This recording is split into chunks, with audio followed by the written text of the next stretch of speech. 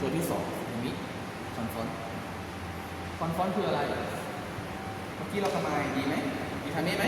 ดีแพริ่งโอเคเนาะทีไอโอเคเนาะขาดคอนฟอนคืออะไรคอนฟอนคือกล้ามเชิงเราต้องอยู่ในสถานะเชิงลุกไม่ใช่เชิงรับเมื่อกี้เราทำไงชูโดได้ดีเพราะเราอยู่ในเชิงรับแต่เราก็จะอยู่ในเชิงลุกจังหวะเชิงลุกคือไงจะโจมตีไม่ว่าอะไรจะเกิดขึ้นเราจะต้องไปข้างหน้าโจมตีต้องคิดแค่นี้เราจะบุกอะไรอ่ะ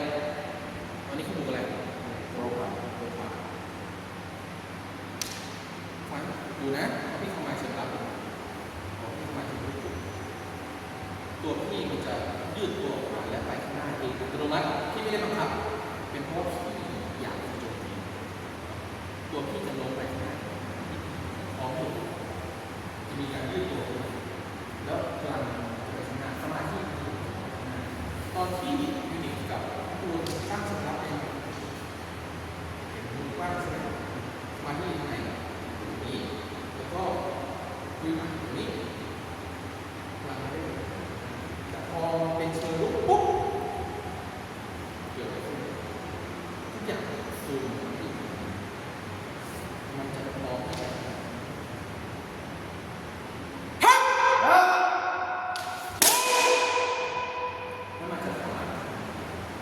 เพราะมันรู้เพราะมันกำลังจดจ้องจังหวะที่จะเกิด